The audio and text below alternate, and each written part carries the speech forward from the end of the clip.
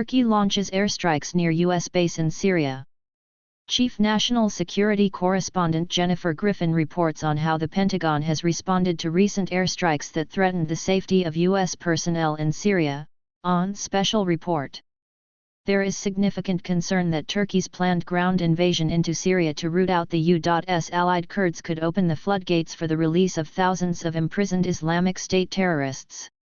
Syrian Kurdish forces have incarcerated thousands of ISIS terrorists from more than 50 countries in prisons in northeastern Syrian. Brigadier Gen. Patrick Ryder, the Pentagon's press secretary, said Wednesday, recent airstrikes in Syria directly threatened the safety of U.S. personnel who are working in Syria with local partners to defeat ISIS and maintain custody of more than 10,000 ISIS detainees. Democratic Union Party/Kurdistan Workers' Party positions hit by Turkey's Pençkilik operation in the Marine village of Tel Rifat in Azaz, Syria, on Thursday.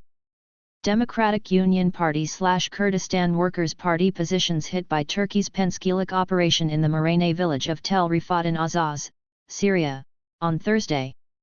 Ibrahim Mays/Dia images via Getty Images. CENTCOM chief believes Syria is breeding ground for next generation of ISIS. Turkey recently launched airstrikes targeting the Syrian Kurdish military organization the People's Defense Units, YPG, in Syria and the Kurdistan Workers' Party, PKK, in Iraq.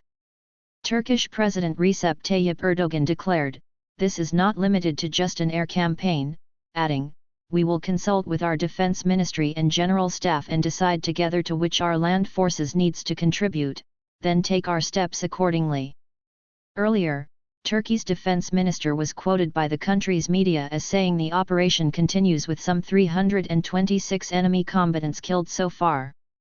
Combating a resurgence of the terrorist movement Islamic State remains a top priority for the U.S. military. The U.S. formed an alliance with the YPG to oust ISIS, while conflict between Erdogan and the Kurdish forces in Syria may be moving from a localized conflict to a full-blown war. Ryder noted that an immediate de-escalation is necessary to maintain focus on the Defeat ISIS mission and ensure the safety and security of personnel on the ground committed to the Defeat ISIS mission. Turkish embassy officials in Washington told Fox News Digital, "We have time and again pointed out threats against our national security, posed by the PKK/YPG terrorist network in Syria and Iraq. We have always called for unequivocal and genuine solidarity in the face of terrorism in all its forms and manifestations." Recep Tayyip Erdogan, Turkish president and leader of the Justice and Development Party, is greeted by his party members before addressing a meeting at the Turkish Grand National Assembly in Ankara, Turkey, on Wednesday. Recep Tayyip Erdogan, Turkish president and leader of the Justice and Development Party, is greeted by his party members before addressing a meeting at the Turkish Grand National Assembly in Ankara, Turkey, on Wednesday. Adam Altan/AFP via Getty Images. Istanbul explosion rips through popular street market, killing 6, 81 injured, reports. The Turkish diplomat added, "Notwithstanding, the terrorist organization continued its attacks, recently targeting innocent civilians in the heart of Istanbul. As a result of the attack perpetrated on November 13, 2022, 6 civilians were killed and 81 injured. The U.S. government has classified the PKK as a terrorist organization, but views the YPG as valuable partner in the fight against the Islamic State." U.S. State Department spokesman Ned Price recently said, "We express our sincere condolences for the loss of civilian life that has occurred in Syria and Turkey and urged an immediate de-escalation." Intensive Turkish air and drone strikes have killed Syrian Kurds and pulverized critical industries in northern Syria, Sinam Mohammed, the representative of the Syrian Democratic Council to the U.S., told Fox News Digital. Mohammed said the region's Arabs, Christians, and Kurds, who make up the area's 5 million people, are suffering. Women walk in the Al-Hol camp, which houses some 60,000 refugees, including families and supporters of the Islamic State group. Women walk in the Al-Hol camp, which houses some 60,000 refugees, including families and supporters of the Islamic State group. AP photos / Bader Khan Ahmed, file. Syrian Kurdish forces move in on Islamic State-controlled prison. She added Turkey has bombed the region 47 times from November 19 to 23, and the airstrikes killed 6 soldiers from the Syrian Democratic Forces, SDF, including 2 anti-terror soldiers trained by the U.S. military.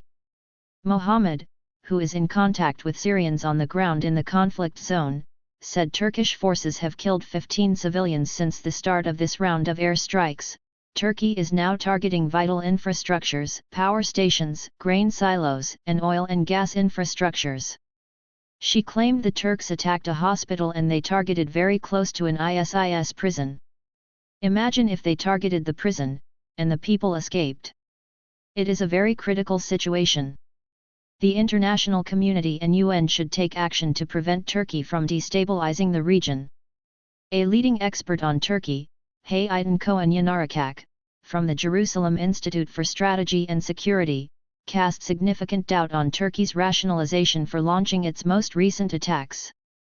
The latest terror attack against Istanbul was carried out by Syrian forces who were dissatisfied with Turkey's U-turn because Turkey signaled it was willing to normalize relations with Syrian President Bashar al-Assad, he told Fox News Digital.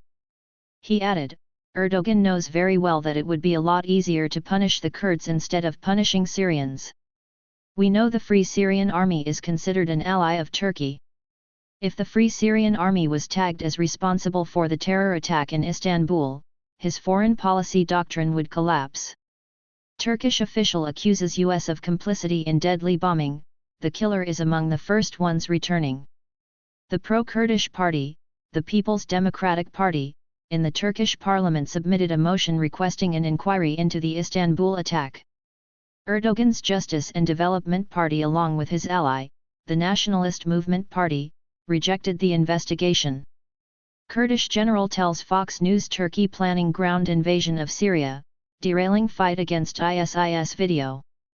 All Kurdish military forces in Syria, as well as the PKK, have flatly denied responsibility for the Istanbul terrorism attack. The commander of the SDF, Gen.